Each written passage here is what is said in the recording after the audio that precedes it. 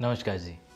मेरे पीछे कुछ फ़िल्मी पर्सनालिटीज़ हैं और इनमें से बहुत सारी पंजाबी फ़िल्मी पर्सनालिटीज़ हैं।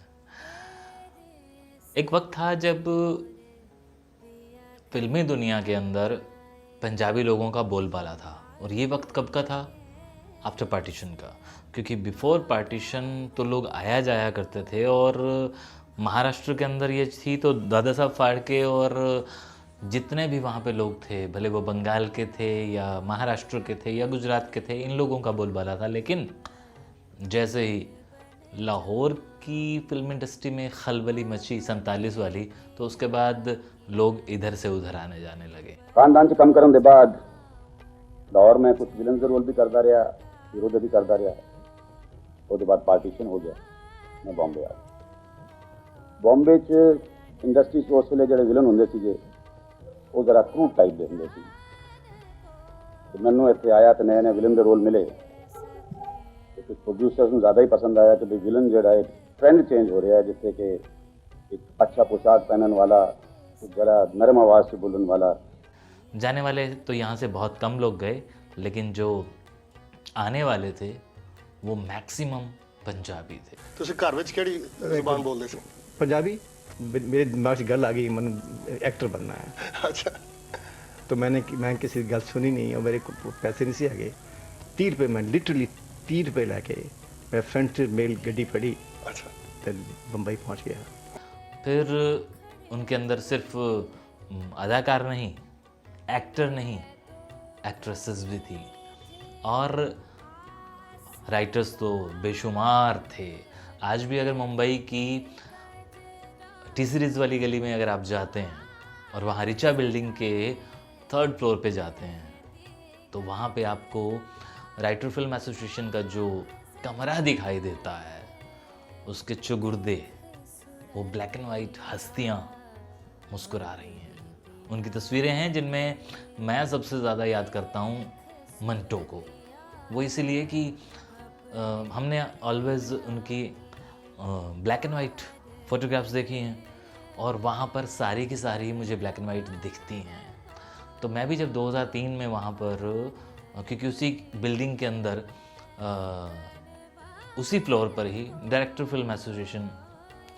एसोसिएशन का भी ऑफिस है, तो वहाँ पर जब आप जाते हैं तो आपको वो सारा एनीवे बात कर रहा था कि फिल्म इंडस्ट्री के अंदर पंजाबी लोगों की। तो अगर आप 28 के दौर में जाते हैं, 1928 जब अभी मूक फिल्में चल रही थी, तो पृथ्वीराज कपूर साहब की मुंबई में एंट्री होती है। अब यहाँ कुछ लोग कहेंगे कि नहीं वो तो आफ्टर पार्टीशन आए थे। नहीं, वो पार्टीशन से बहुत पहले आ गए थे, क्योंकि उनको इस चीज़ से लेना देना नहीं था कि देश में कुछ हो रहा है या होने वाला है तो मेरा परिवार जाएगा, क्योंकि वो तो एक खुद रंगकर्मी थे, नाटककार थे, या उन दिनों के लोगों की ज़बान में कहें तो भांड थे। तो वो 1928 में आ गए थे। बताने वाले बताते हैं कि पहली जो बोलती फिल्म थी उसके अंदर भी उनका एक रोल था।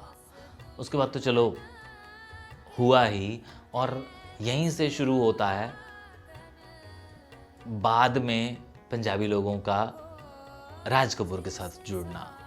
फिर वो भले हंगल साहब हों, फिर वो भले मनमोहन कृष्ण साहब हों, फिर वो भले टंडन साहब हों। लेक टंडन की बात कर रहा हूँ। ये तो वो लोग हुए जो पीछे पेशावर से कहीं ना कहीं कनेक्टेड थे। फिर वो भले दिलीप कुमार साहब हों।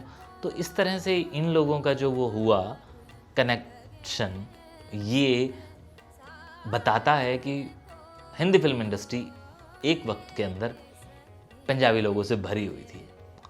आज का वीडियो जो मैं अभी कर रहा हूँ, अब बात मुद्दे की करता हूँ कि हम लोगों ने बहुत सारे एक्टर्स को पंजाबी बोलते सुना है, लेकिन बहुत सारे लोगों को नहीं सुना है। हम उनके सरनेम से ये जानते हैं कि ये पंजाबी हो सकता है, ये पंजाबी है, क्योंकि हमने बहुत कम ऐसे एक्टर हैं जिनको पंजाबी बोलते नहीं सुना है। बाकियों को तो हमने पंजाबी फिल्मों में भी सुन लिया, क्योंकि एक वक्त में पंजाबी फिल्में भी बनती थी।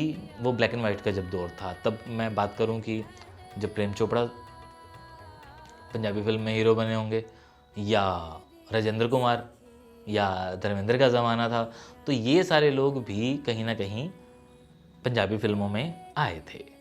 अब बात आज की कि आज कितने सारे लोग हैं। मैं आपको कुछ वीडियोस दिखाना चाहता हूँ जिसमें कुछ पुराने लोग भी हैं।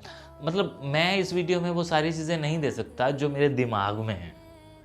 मैं कोई स्क्रिप्ट लेके नहीं बैठा हूँ, बस दिमाग में ये आया कि मैं इस पे बात करूँ, तो मेरे सामने अचानक से प्राण साहब का एक वीडियो आ जाता है जिसमें वो पंजाबी में बातचीत कर रहे हैं, जिसमें वो लाहौर की बातें बता रहे हैं। मेरे सामने एक वीडियो आ जाता है जिसके अंदर देवानंद साहब ये बता रहे हैं कि हाँ जी मैं पंजाबी हूँ और मुझे पंजाबी आती है। ठीक है, मेरे सामने ओमपुरी के साहब का मेरे सामने ओमपुरी के साथ तो चलो मैंने भी पंजाबी में बात की है उनके साथ काम करते हुए। मेरे सामने अमरीश पुरी साहब का एक वीडियो आ जाता है जिसमें वो गा रहे हैं, तो भी तोवण मैंने कपड़े, तो भी तोवण मैंने कपड़े ते मैं। और मेरे सामने रंजीत का भी एक वीडियो आ जाता है। इवन रंजीत साहब के साथ मैंने इंटरव्यू भी किया है, लेकिन इसके बावजूद, अच्छा सुनील दत्त साहब का भी जिक्र क्यों ना करूं, दिलीप कुमार साहब का भी जिक्र क्यों ना करूं, जिनके वीडियो यूट्यूब पर भरे पड़े हैं, लेकिन इसके बावजूद जब उनकी अगली जनरेशन आती है तब पंजाबी कहाँ चली जाती है, तब पंजाबी बहुत कम सुनाई देने लगती है।